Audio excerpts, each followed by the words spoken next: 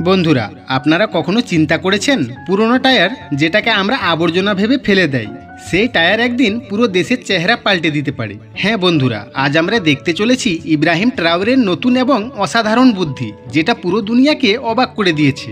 যখনই আমরা বুর্কিনা ফাসোর দিকে নজর দেই, তখনই প্রতিবার আমরা নতুন কিছু দেখতে পাই, যেটা সব দেশের থেকে একেবারে আলাদা। কখনো ইব্রাহিম ট্রাওরে লক্ষ লক্ষ খরগোশ ছেড়ে দেশকে পাল্টানোর চেষ্টা করছে, কখনো মরুভূমির মাঝামাঝি সমুদ্র তৈরি করছে, আবার কখনো এমন প্ল্যান তৈরি করে যেটা দেখে বিজ্ঞানীরাও চিন্তা করে ইব্রাহিম ট্রাওরের মাথায় এই ধরনের বুদ্ধি আসে কিভাবে। আজ আমি আপনাদেরকে যে বিষয়টি নিয়ে কথা বলবো সেটি শুধু অসাধারণ নয়, বরং একটি নতুন আবিষ্কার যেটা নিয়ে পুরো দুনিয়া আলোচনা করছে। এটা হচ্ছে পুরনো টায়ার দিয়ে ব্রিজ বানানোর এমন একটি চেষ্টা যেটা সবাইকে অবাক করে দিয়েছে।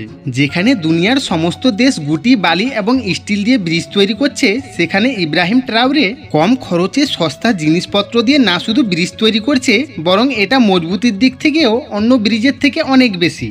এটি একটি এমন আবিষ্কার যেটা পুরো দুনিয়ার কাছে এক চিন্তার বিষয় হয়ে রয়েছে। এমনিতে একটি ব্রিজ তৈরি করা অনেক বেশি খরচা এবং অসুবিধার কাজ। স্টিল এবং লোহার দাম আকাশ ছুঁয়ে গেছে। এই জন্য একটি গরিব অসহায় দেশের ব্রিজ তৈরি করা একেবারে অসম্ভব হয়ে ওঠে। কিন্তু ইব্রাহিম ট্রাওরে ওই কাজ এমনভাবে করছে যেটা দুনিয়ার বড় বড় দেশ চিন্তাও করতে পারেনি। আসলে পুরানো টায়ার দুনিয়ার জন্য শুধুমাত্র একটি আবর্জনা। প্রতি বছর লক্ষ লক্ষ টায়ার গাড়ি থেকে খুলে ফেলা হয়, আর এটি অন্য কোনো কাজে ব্যবহার হয় না। এটি পচে না, গলেও না, জ্বালালে বায়ু দূষণ করে। এই জন্য দুনিয়ার সমস্ত দেশ এই টায়ারকে নিজের দেশ থেকে সরানোর জন্য কোটি কোটি টাকা খরচ করে থাকে। কিন্তু ইব্রাহিম ট্রাওরে এই বেকার টায়ারকে টাকায় পরিণত করার ফর্মুলা বের করে। সে চিন্তা করে, যদি এই টায়ার ব্রিজে ব্যবহার করা হয়, তাতে না শুধু আবর্জনা কমবে, বরং কম খরচে একটি নতুন ব্রিজ দাঁড়িয়ে থাকবে। সর্বপ্রথম মাটিকে গর্ত করে তাতে সিমেন্ট বালির মজবুত মিক্সচার দেয়, যেন ভারী থেকে ভারী ওজন সহ্য করতে পারে। এরপর পুরানো টায়ারকে সারিবদ্ধভাবে সাজিয়ে দেওয়া হয়। প্রতিটি টায়ারকে একে অপরের সাথে শক্ত করে জড়িয়ে দেওয়া হয়। তারপর টায়ারের মধ্যে সিমেন্ট এবং গুটি ভর্তি করে দেওয়া হয়, যেটা শুকানোর পর পাথরের মতো শক্ত হয়ে জমে যায়। আর এর ফলে প্রতিটি টায়ার এক মজবুত ব্লকে পরিণত হয়। এই ব্লকগুলিকে একের পর এক সুন্দরভাবে সাজানো হয়, যেভাবে ইটের ঘর তৈরি করা হয়।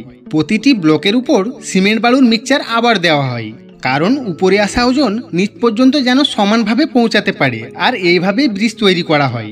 যেখানে বেশি ওজন পড়ে, সেখানে টায়ারের সংখ্যা দ্বিগুণ বা তিনগুণ করে দেওয়া হয়, তাতে শক্তি আরও বেড়ে যায়। কিছু কিছু জায়গায় জালিদার তারের ব্যবহার করা হয়েছে, যেন মিক্সচার আরও শক্ত ও মজবুত হয়।